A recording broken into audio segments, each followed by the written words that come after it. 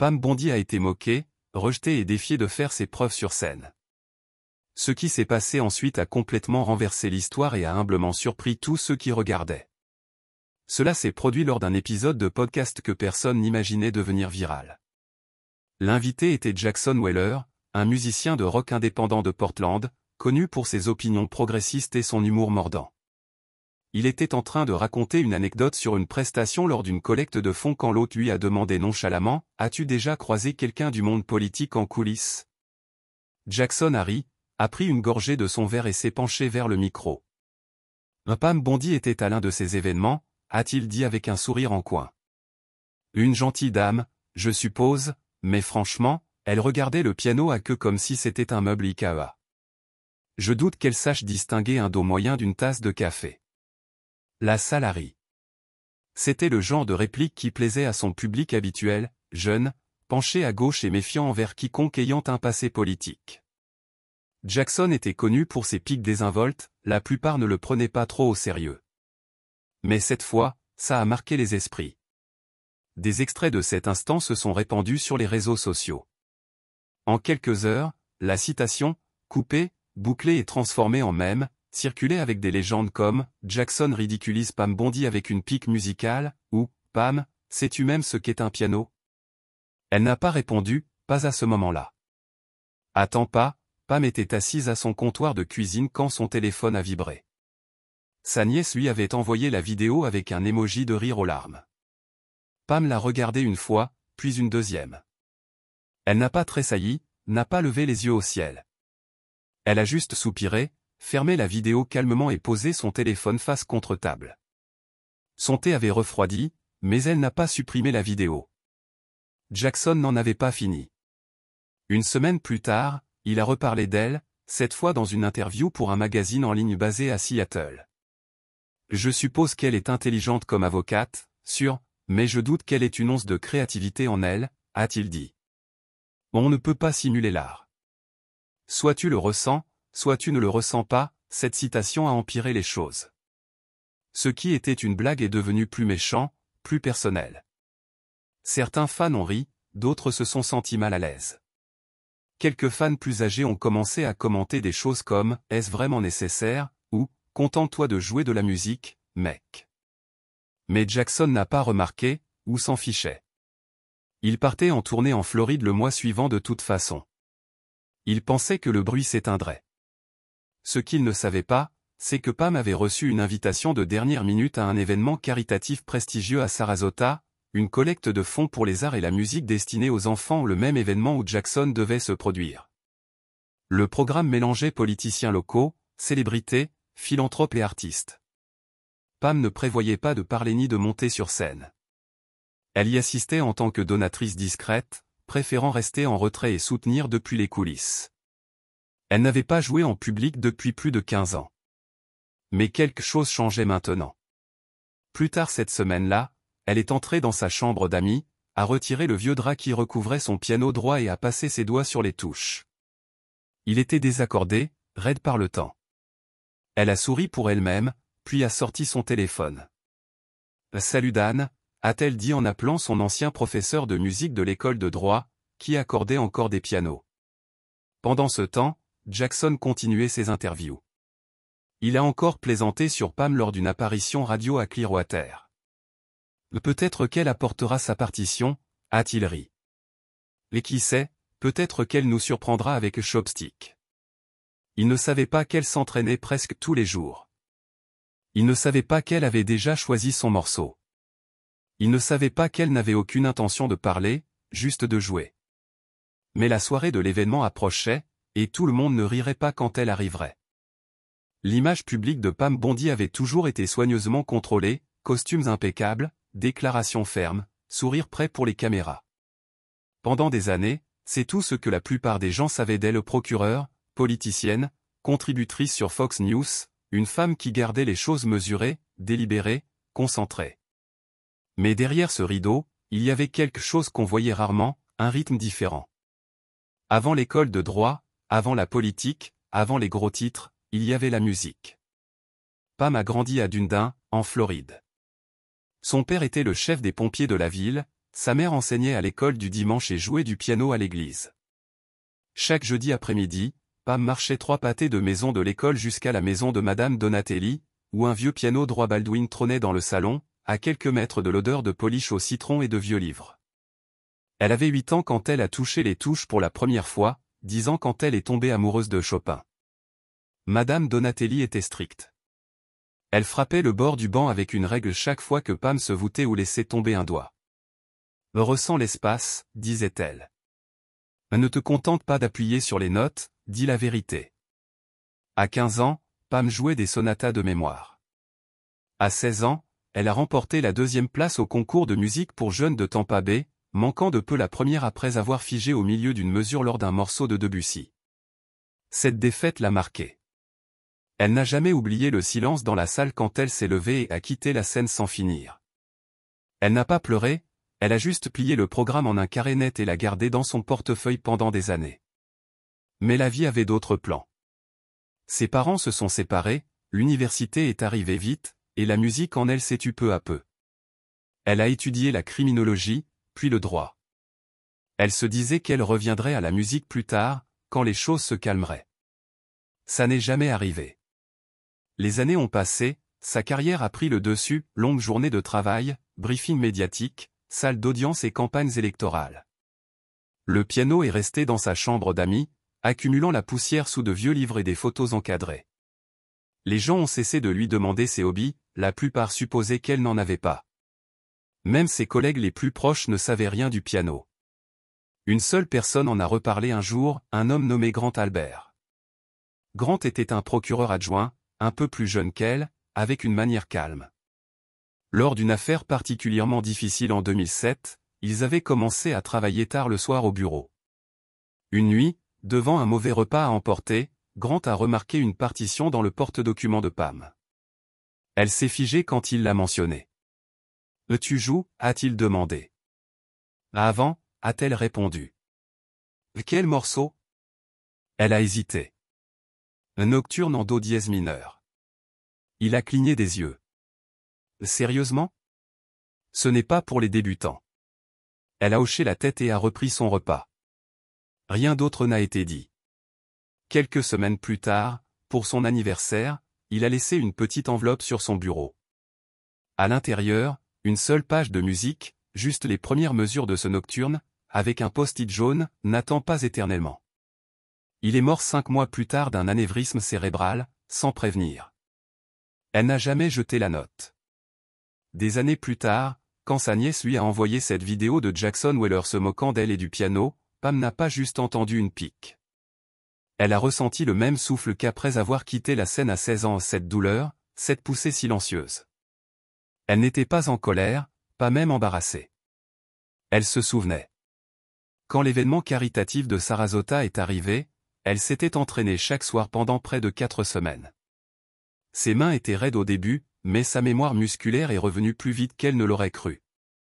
Elle gardait ses séances privées, lumière tamisée, sans enregistrement, juste elle, les touches et une promesse qu'elle n'avait pas réalisée qu'elle s'était faite il y a des années. Le morceau qu'elle a choisi n'était pas aléatoire, c'était celui qu'elle n'avait jamais fini sur scène, Clair de lune de Debussy. À l'approche de la date, le nom de Pam apparaissait sur la liste des invités, mais seulement en tant que donatrice. Pas de déclaration publique, pas d'indice de quoi que ce soit d'inhabituel. Jackson Weller n'a pas remarqué, ou s'il l'a fait, il n'a pas fait le lien. Il avait une liste de chansons prêtes, quelques amis de l'industrie venaient en avion, il pensait que ce serait une soirée amusante et facile avec un peu de presse, des verres et des applaudissements. Peut-être qu'il ferait 1 ou 2 remarques malicieuses pour faire rire. Ce qu'il ne réalisait pas, c'est que Pam ne venait pas pour attirer l'attention. Elle venait pour la musique. Mais la scène ne lui appartiendrait pas pour toujours. Et quand elle ne le ferait plus, les choses commenceraient à changer d'une manière que personne n'avait vu venir. La salle de bal du Ritz-Carlton à Sarasota scintillait sous des guirlandes de lumière douce, du genre qui rendait chaque robe de cocktail parfaitement ajustée et chaque coupe de champagne un peu plus chic. C'était un événement caritatif, certes, mais aussi une occasion de photos, un rassemblement des bien connectés de Floride avec des enchères silencieuses, des tours de crevettes et un piano à queue Steinway garé près de la scène centrale, comme un meuble attendant d'être remarqué. Le thème était « L'art pour la prochaine génération », collectant des fonds pour les programmes musicaux des écoles locales. Pam Bondi est arrivée juste après 19h15, portant une robe en satin noir avec des talons simples. Elle n'a pas amené de cavalier, n'a pas alerté la presse. Elle n'était pas montée sur scène depuis des années et ne prévoyait pas de le faire ce soir-là, sauf si le moment l'exigeait. De l'autre côté de la salle, Jackson Wheeler était déjà en mode performance. Il portait une veste en daim marron et une chemise à col ouvert, son étui de guitare posé contre une table à proximité. Il discutait avec 2 journalistes locaux et un musicien de Miami qui avait fait sa première partie plus tôt cette année-là. Il n'a pas remarqué Pam au début. Elle restait près du bord de la salle, sirotant un seltzer et discutant avec quelques personnes qu'elle connaissait de ses jours en fonction. Personne ne parlait de piano, elle non plus. Puis, entre le 3e plateau de mini cake au crabe et les remarques d'ouverture, Jackson l'a repéré. Il n'a pas hésité. Il s'est approché d'elle comme un homme prêt à marquer des points faciles lors d'un dîner de presse, sa voix assez forte pour que les gens autour l'entendent. « Eh bien, a-t-il dit en levant son verre, la légende en personne. » Pam s'est tournée lentement, son expression indéchiffrable. « Jackson » a-t-elle dit avec un signe de tête poli. Il a souri. « Content que tu sois venu. Je ne savais pas que les collectes de fonds artistiques étaient ton truc. » Ils le sont, a-t-elle répondu, surtout quand ça aide les enfants. Il a haussé un sourcil. Exact, l'éducation musicale et tout ça. Dis-moi, es-tu un peu plus près de distinguer un Steinway d'une table d'appoint? Quelques rires nerveux ont fusé. Pam l'a juste regardé. Tu parles toujours comme ça lors des événements caritatifs. Il a haussé les épaules. Juste pour garder l'ambiance légère. Tu as bien le sens de l'humour, non? Elle a fait une pause. Parfois. Ça aurait pu s'arrêter là. Mais Jackson, porté par le vin et son ego, n'avait pas fini. Il a désigné le piano à queue près de la scène. Lacey. A-t-il dit, la voix désinvolte mais provocante, tu me prouvais que j'ai tort? Joue quelque chose, n'importe quoi, tu choisis. La salle n'était pas encore silencieuse, mais l'énergie avait changé. Quelques têtes se sont tournées, un photographe s'est arrêté en plein cadre, même la femme qui gérait les enchères silencieuses a fait une pause sur son ordinateur. Pam a jeté un coup d'œil au piano, puis à Jackson. Je ne joue pas pour les gens qui veulent me voir échouer, a-t-elle dit doucement. Ça l'a stoppé une seconde, juste assez longtemps pour qu'elle ajoute, mais je jouerai pour les enfants. Puis elle est passée devant lui, vers la scène. Le moment était subtil. Elle n'a pas fait d'éclat ni de scène. Elle s'est juste déplacée, avec ce même rythme calme qu'elle utilisait au tribunal contrôlé, posé, complet. Jackson est resté figé. Il ne s'attendait pas vraiment à ce qu'elle dise oui. Il pensait qu'elle rirait ou renverrait une pique. Mais maintenant, elle était au piano, parlant doucement au technicien du son. La salle s'est tue alors que les gens se rassemblaient lentement autour. Quelques téléphones sont sortis, pas frénétiquement, mais discrètement, comme si les gens sentaient qu'ils allaient assister à quelque chose d'étrange et d'important. Pam s'est assise au banc, l'a légèrement ajustée, a posé ses 2 mains sur ses genoux. Elle n'a pas dit un mot ni à la foule, ni à Jackson, ni à personne. Elle a baissé les yeux sur les touches, a pris une inspiration et a fermé les yeux. Jackson se tenait près du bar, l'observant de loin. Un ami s'est penché et a murmuré, « Tu as peut-être fait une erreur, mec. » Jackson n'a pas répondu, mais il commençait à ressentir quelque chose qu'il n'avait pas ressenti depuis des années, l'incertitude. Et la première note n'avait même pas encore été jouée.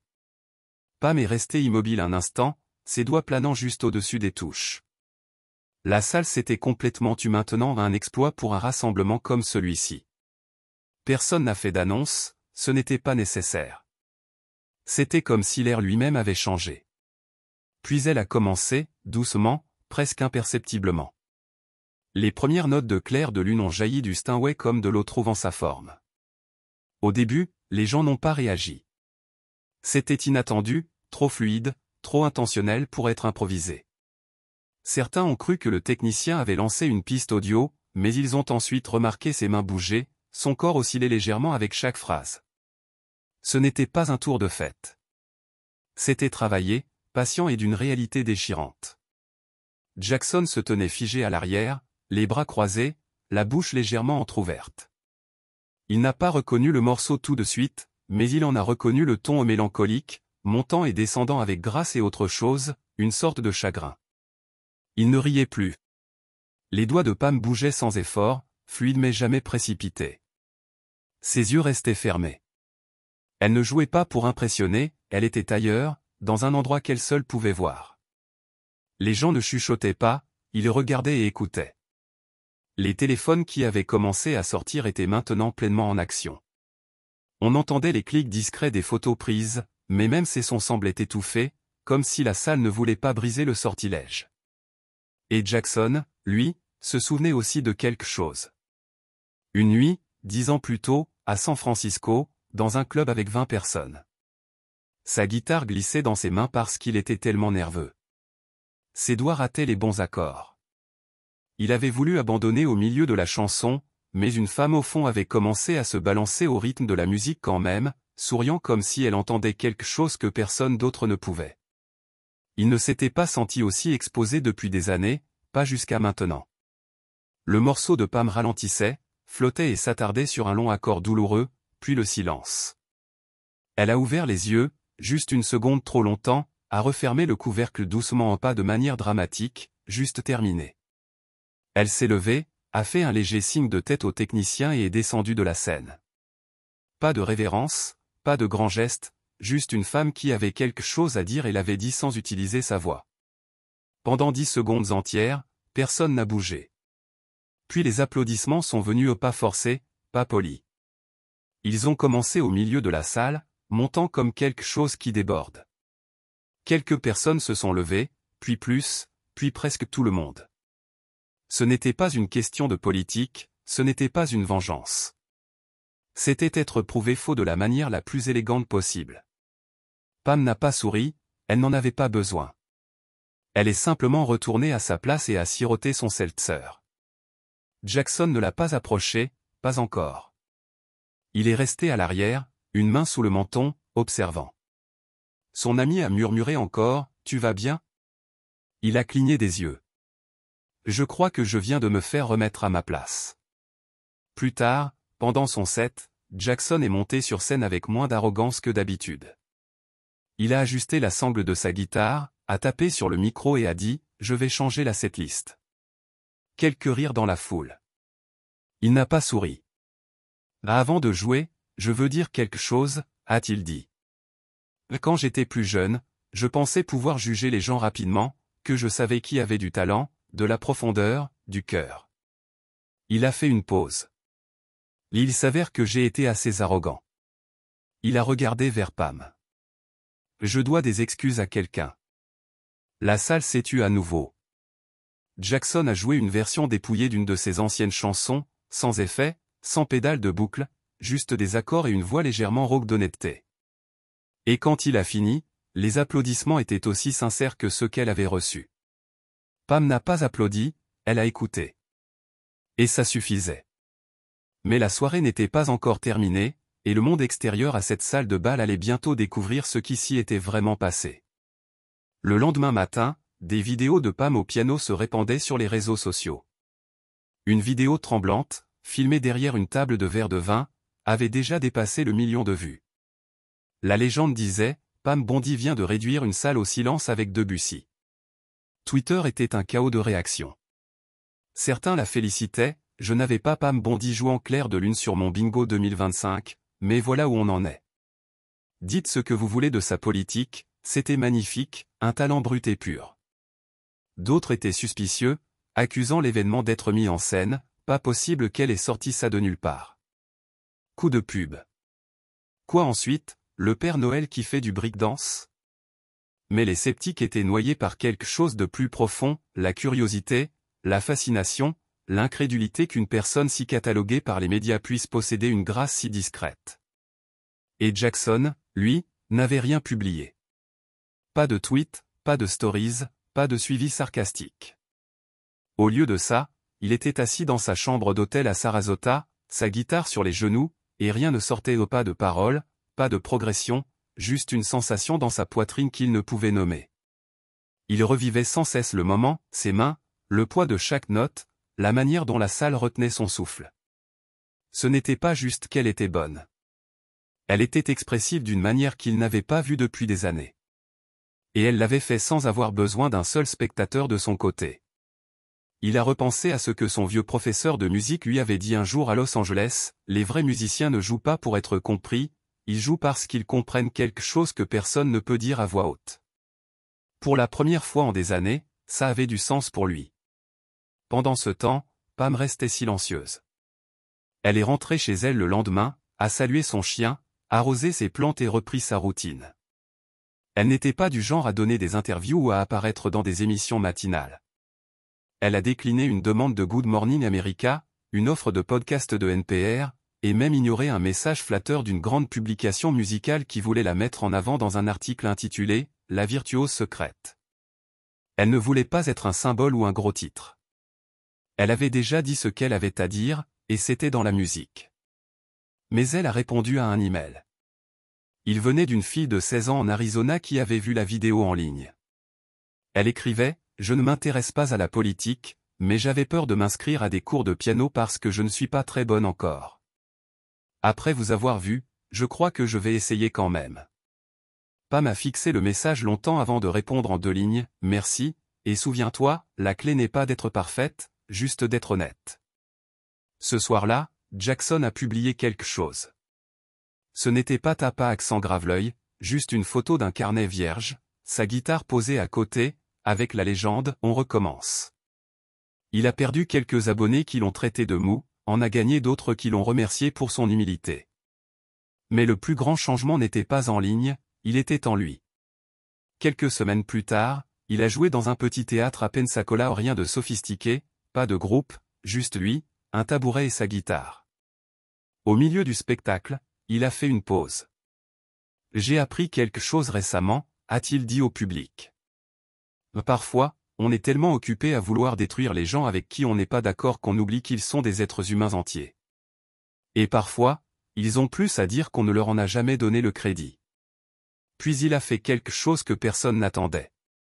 Il s'est assis au vieux piano droit de la salle, a fait craquer ses doigts et a joué Clair de Lune mal, vraiment mal. Il s'est arrêté après quelques mesures et a ri. « Ok, je ne suis pas Pam », a-t-il dit en souriant. Le public a éclaté de rire, et à cet instant, quelque chose de réel s'est produit. Un mur est tombé au pas juste entre 2 personnes, mais entre le bruit et le sens, entre la moquerie et la grâce. À la fin de la semaine, la vidéo avait atteint les médias nationaux. Elle a été reprise par CBS News, Rolling Stone, et a même eu une brève mention dans The Tonight Show. Pas parce que Pam Bondi était en vogue en tant que politicienne, mais parce que quelqu'un d'inattendu avait brisé les suppositions du public sans dire un mot. Les algorithmes ont adoré, tout comme les gens. Ce n'était pas juste une question de musique. C'était avoir tort bruyamment, puis être corrigé discrètement, avec dignité. Un des commentaires les plus partagés sous la vidéo venait d'un homme d'âge moyen dans l'Iowa, « J'ai été en désaccord avec elle sur presque tout, mais c'était époustouflant. Je me sens petit d'avoir pensé qu'elle n'était qu'un gros titre. » Un autre, d'un jeune de 22 ans à Los Angeles, à ce moment-là, ce n'était pas une question de droite ou de gauche. C'était voir quelqu'un pleinement pour la première fois. C'est ce qui est resté, la prise de conscience qu'on réduit tous les gens, surtout les figures publiques, à ce qui correspond à nos croyances, un extrait sonore, une ligne de parti, un tweet. Mais quand Pam s'est assise à ce piano, elle rappelait à tous que les vraies personnes ne rentrent pas dans des tweets. Même les fans de Jackson, qui avaient ri avec lui de ses blagues sur le piano au départ, ont retourné la conversation. Un fil d'un de ses auditeurs de longue date disait « J'ai regardé Jackson la défier, pensant que ce serait drôle, mais ce qu'elle a fait, ce n'était pas juste du piano. C'était des années de quelque chose qu'elle portait, attendant d'être libérée. On ne sait pas la moitié de ceux qui composent les gens. » Le nom de Pam a commencé à être tendance, mais différemment pas en tant que politicienne, mais en tant que personne, une femme sous-estimée, moquée, qui a calmement rappelé au monde sa profondeur sans jamais répliquer. Et tandis qu'elle ne commentait pas publiquement, son silence parlait plus fort qu'un communiqué de presse. Jackson, de son côté, est resté discret. Pas de déclaration officielle, pas d'interview, mais il a partagé un deuxième post cette semaine-là, une photo d'un vieux piano droit dans une petite salle de studio, avec la légende « Les leçons reprennent lundi ». Il s'était inscrit à des cours privés à Gainesville, disant qu'il en avait marre de prétendre tout savoir. Certains ont appelé ça un nettoyage d'image, d'autres ont vu ce que c'était, une croissance. Ce que personne ne pouvait nier, c'est que quelque chose avait changé pas juste chez Jackson ou Pam, mais dans la manière dont les gens parlaient d'eux. Pendant quelques jours, le monde en ligne a cessé de crier et a commencé à écouter. Des extraits de l'événement de Sarasota continuaient de surgir. Quelqu'un a téléchargé la vidéo complète de 8 minutes de la performance de Pam. On y voyait chaque détail, la manière dont elle prenait une respiration avant de commencer, l'immobilité de ses mains entre les mouvements, la transformation subtile de la foule, passant de l'amusement à l'émotion. Un commentaire sur YouTube l'a résumé parfaitement, ce n'était pas un moment de revanche. C'était un moment de grâce dans un monde plein de bruit. Et c'est pourquoi ça a résonné. Parce que ce n'était pas une question de politique, ni même de talent. C'était à quel point on peut se tromper quand on suppose que les gens ne sont que ce qu'on a entendu d'eux. Pam n'a pas été en vogue pour avoir crié, ni pour avoir démoli qui que ce soit. Elle a été en vogue parce qu'elle s'est présentée, et restée calme et a fait la seule chose que personne n'attendait, elle a parlé à travers la beauté. Et la vraie beauté n'argumente pas, ne se défend pas. Elle est, tout simplement. De retour à Tampa, le piano de Pam était maintenant accordé, plus propre, plus chaleureux. Elle jouait à nouveau le soir, pas pour quelqu'un d'autre, juste pour elle.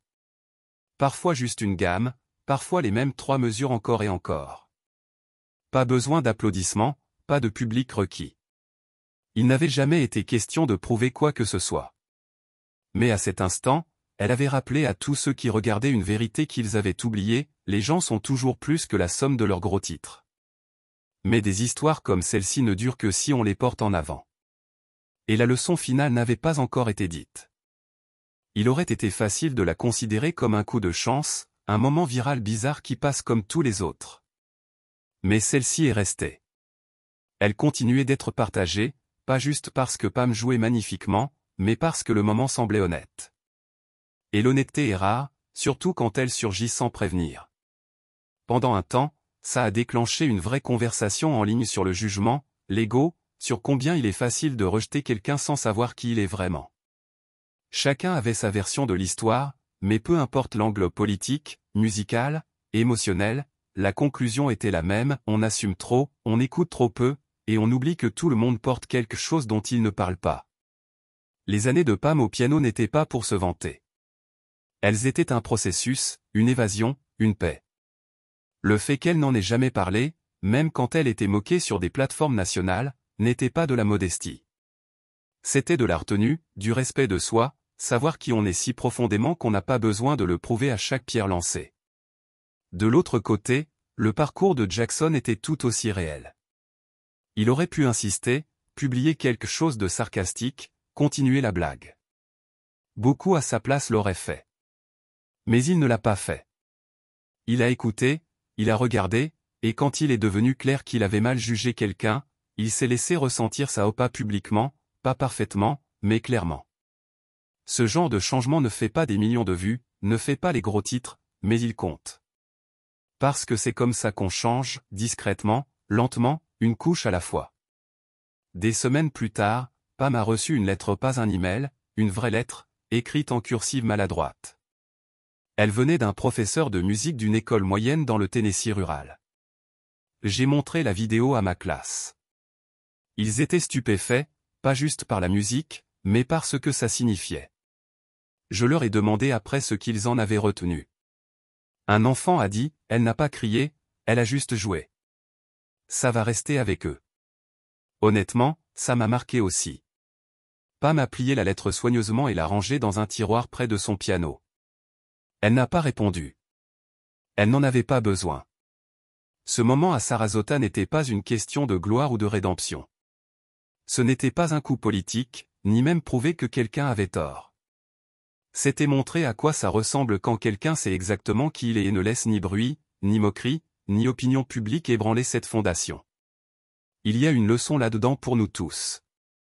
Nous vivons à une époque où dénoncer les gens est devenu un sport, où les suppositions deviennent virales plus vite que les faits, et où il est plus facile de crier dans le vide que de s'arrêter et se demander à quoi ressemble vraiment la vie de quelqu'un hors caméra. Mais cette nuit-là a rappelé aux gens quelque chose, nous avons faim de profondeur, de grâce, de surprise, d'humanité.